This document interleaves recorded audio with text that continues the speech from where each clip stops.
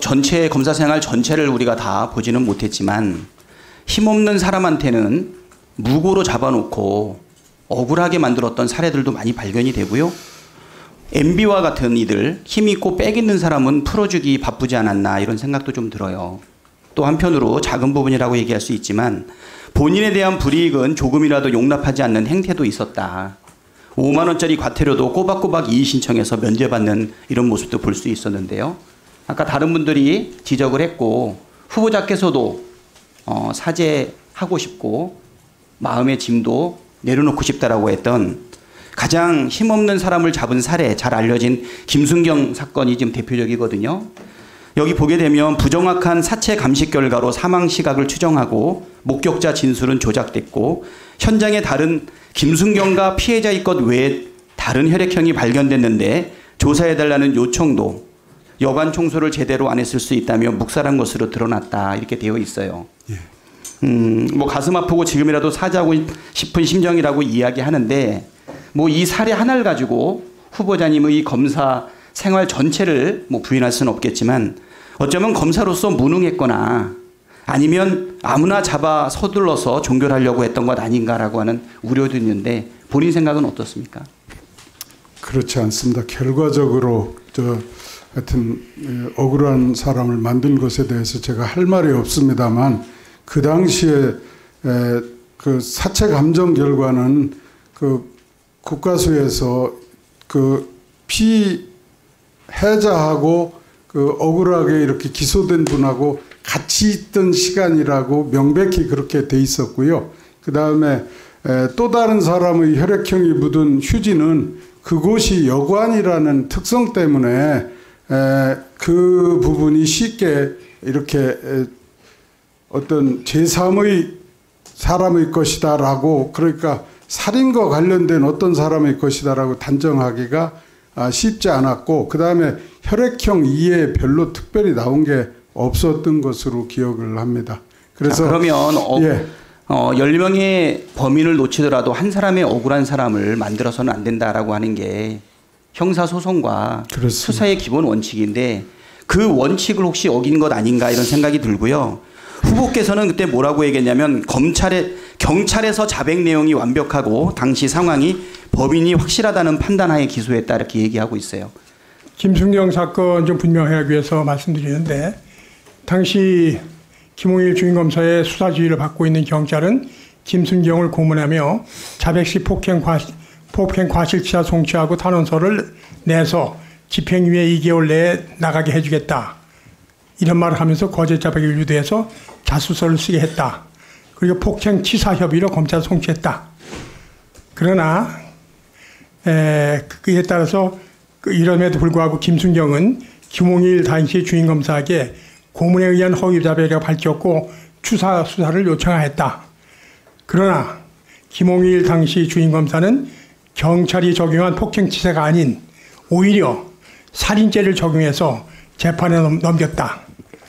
그래서 1, 2심에서 징역 12년을 선고받았다. 의원님. 이렇게 예.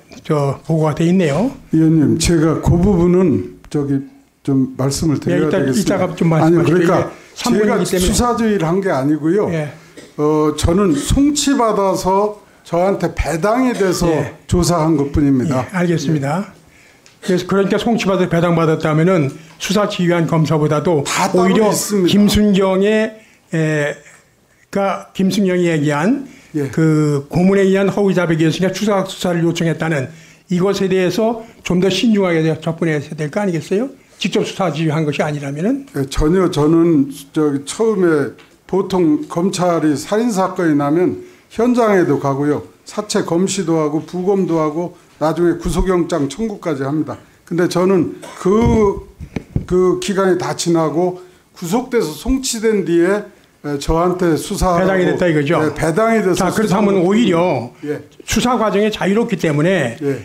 이 김순경의 그 억울함에 대해서 추가 수사를 요청한 데 대해서 추가 수사를 요청을 갖다가 받아주고 그렇게 하는 것이 오히려 합리적이라고 생각하는데. 예, 죄송합니다만 저는 그 당시에 그 사람이 3년 이상 된 경찰관인데 그리고 가족들도 있는 앞에서 5번 이상을 자백했다고 제가 들었습니다. 그래서 그것은 하여튼 제가 생각할 때는 저는 수사 과정에서 한 번도 그 사건을 보거나 지휘한 일이 없어서 그래서 가족 앞에서도 경찰관이 이렇게 이 자백을 한다는 것에 대해서 그래서 말씀만 드렸죠. 예. 제가요. 예.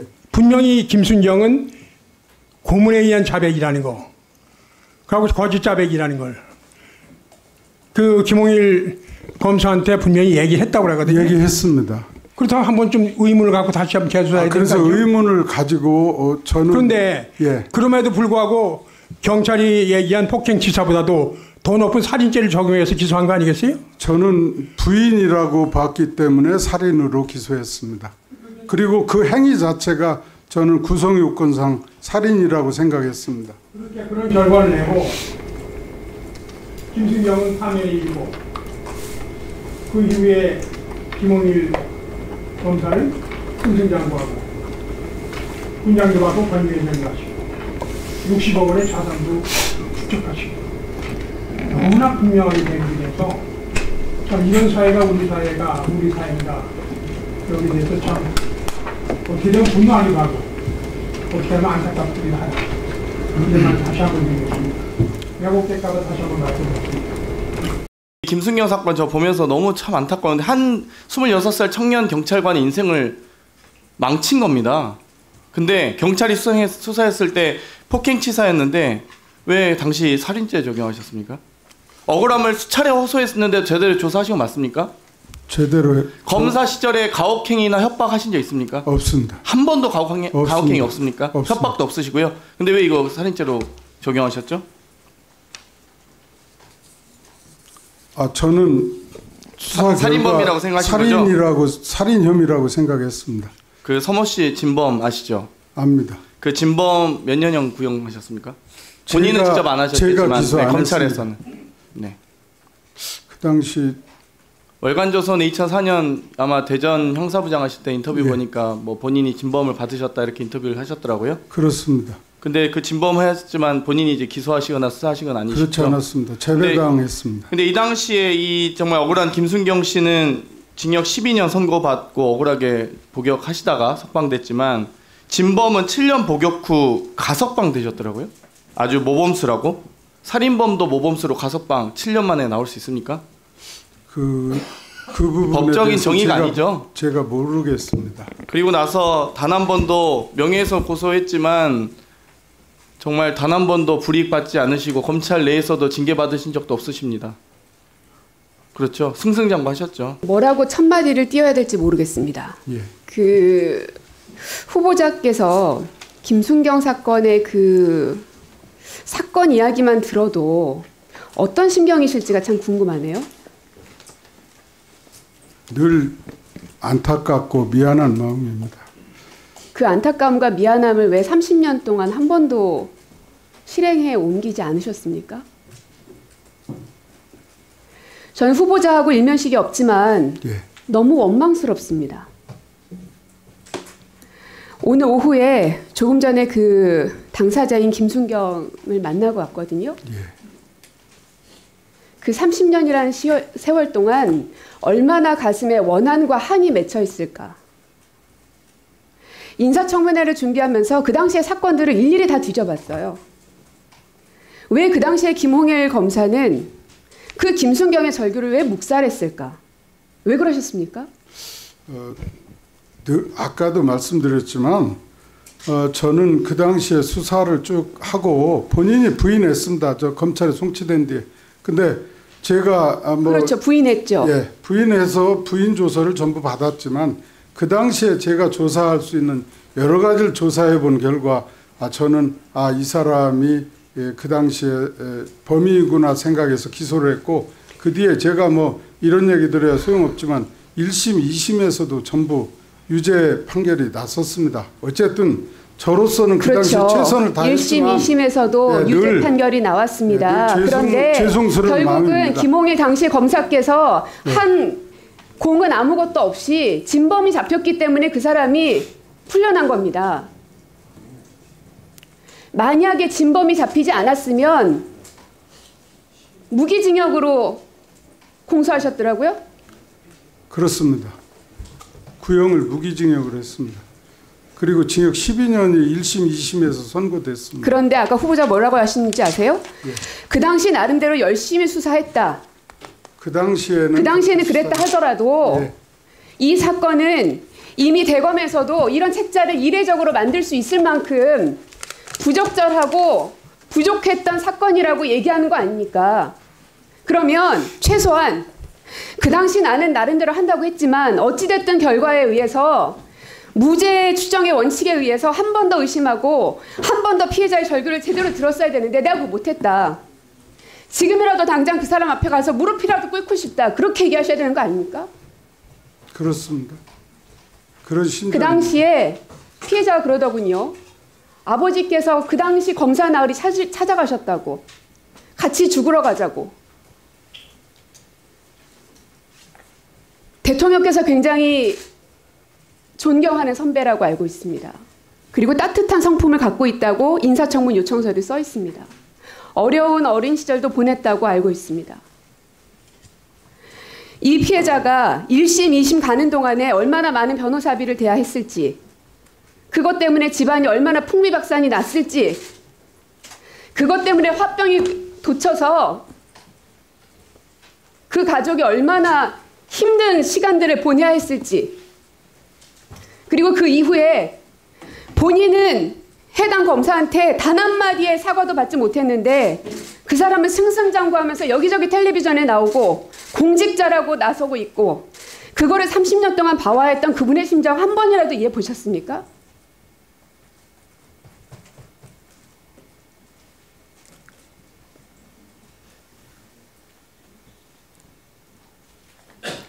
검찰청법 4조 6의 3을 보면 검사는 그 직을 수행할 때 국민 전체에 대한 봉사자로서 국민의 인권을 보호하고 적법 절차를 준수한다고 되어 있습니다. 검사로서 봉사하셨습니까? 그게 인권을 보호한 겁니까? 그게 적법 절차를 다 준수한 겁니까? 최소한 대통령께서 다 따뜻한 성품을 갖고 있는 사람이다. 국민의 피해 구제의 중요성에 대해서 깊이 인식하는 사람이다. 라고 인사청문 요청서가 올 정도의 사람이면 최소한 30년이 지났지만 지금 이 자리에서라도 눈물로써 호소하고 방법이 있다면 가르쳐 주십시오. 그분의 한을 풀어드릴 수 있는 방법이 뭐가 있다면 무슨 일이라도 하겠습니다. 하셔야 되는 거 아닙니까? 그리 하겠습니다. 어떻게 하시겠습니까? 그리 하겠습니다. 지금 말씀하신 대로 하겠습니다.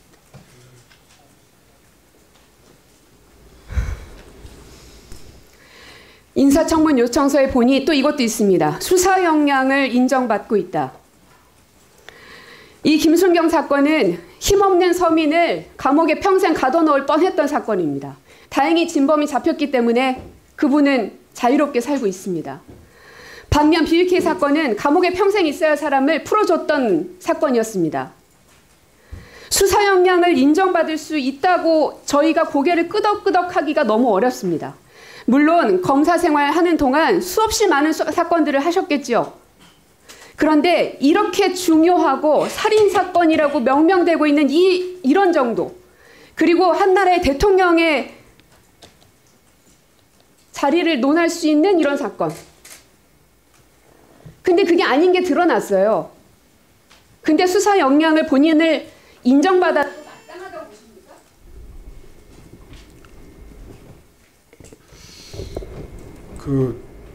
한 말씀 드리겠습니다. 김기웅 순경 사건에 대해서는 의원님 말씀과 같이 저도 늘 가슴 아프고 지금이라도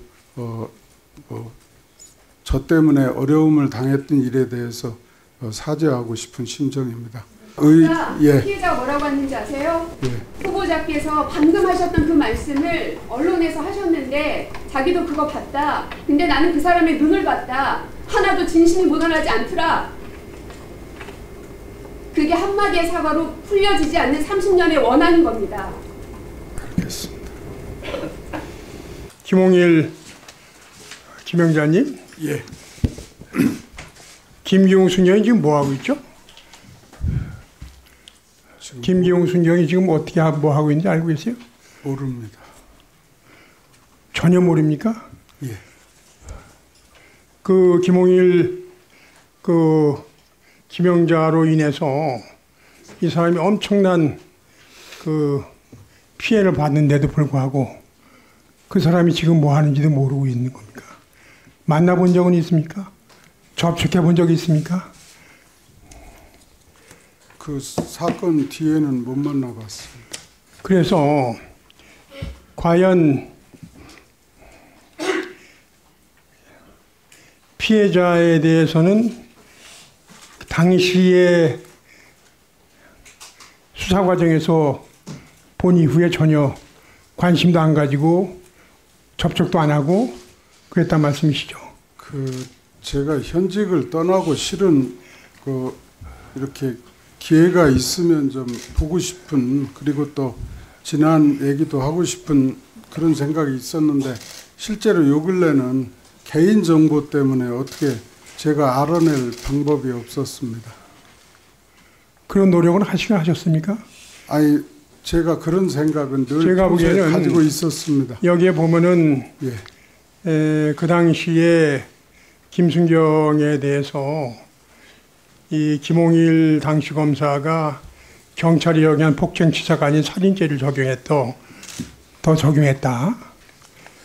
그리고 대법원 판결문에 의하면은 김홍일, 김영자는 김순경이 진술에 모순이 있었고 피해자가 소지했던 수표 2개가 진범과 비슷한 이름이 적힌 채 현금으로 교환됐다.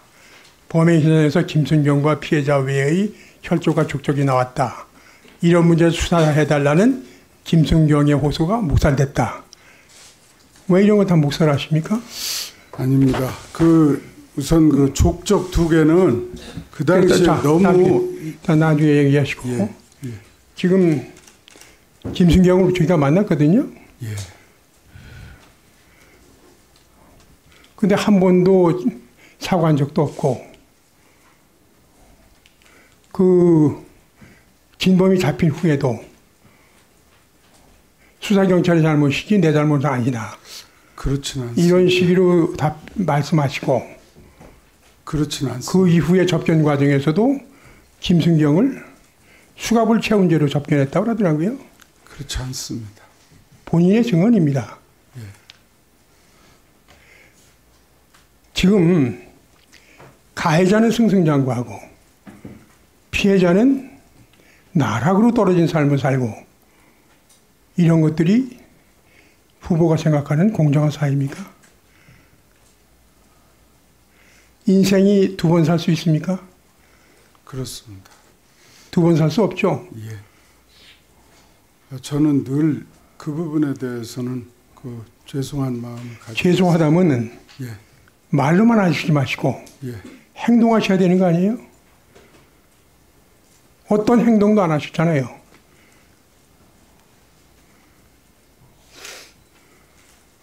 김홍일 후보자의 승승장구를 위해서 그 과정에서 희생된 사람은 다시 살 수 없는 인생의 나락 속에서 그 가족과 함께 살았다는 것에 대해서 한 번도 찾으려고 노력도 안 했다는 거. 개인정보보호법을 이유로 다. 더군다나 검사가 이게 이해가 될까요? 현직에 있을 때는 그런 생각이나 노력을 못했고요. 현직 떠난 뒤에 그런 생각을 했는데 검찰이라는 방법이 없었습니다. 검찰이라는 조직이 이런 조직입니까? 검사의 권한은 개인의 고유 권한입니까? 아닙니다. 국가 공권력 위탁받은 거 아니에요? 그렇습니다.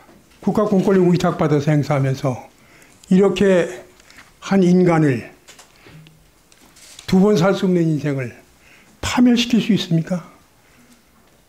그렇게 하고서 반성도 했다고 그러는데 어떠한 행동도 안 하시고. 제가 1년 기소하고 유죄 판결 항소심 중에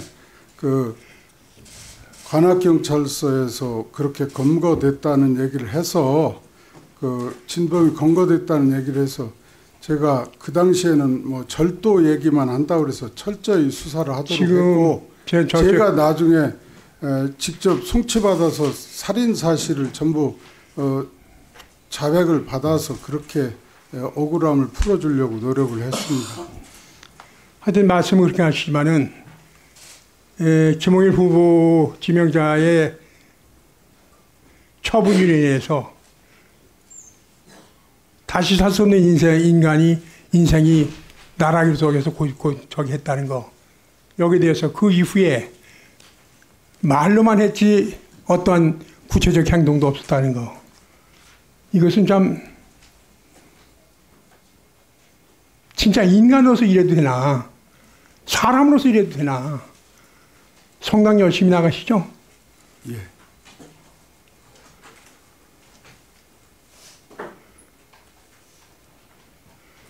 이런 사람이, 이렇게 억울한 사람을, 한 인간을 파멸시킨 사람이 어떻게 국민권익위원장을 했습니까? 청문회는 안 하니까 하셨겠죠. 어떻게 방송통신위원회 또 하겠다고 이 자리에 섰습니까? 아무리 좋은 자리도 자기 자리가 아니면 가지 말아야 됩니다. 여기 안 오셨다면은 이런 문제 다시 거론되지 않았지 않습니까? 저는 인간으로서 사퇴하겠다, 대통령한테 말씀드리고 국민들께 죄송하다. 아까 모두 말하는 나의 삶을 뒤돌아보는 순간이 있다고 말씀하셨는데, 준비 과정에서 삶을 뒤돌아보시고 청문회 과정에서 내가 생각했던 나의 삶이 이렇게 모질었구나, 여기에 대해서 다시 한번 반성하면서 대통령께 직책을 담당하기는 제가 부족할 것 같습니다. 이런 말씀을 드리는 것이 온당한 처사가 아니다, 이렇게 말씀드립니다.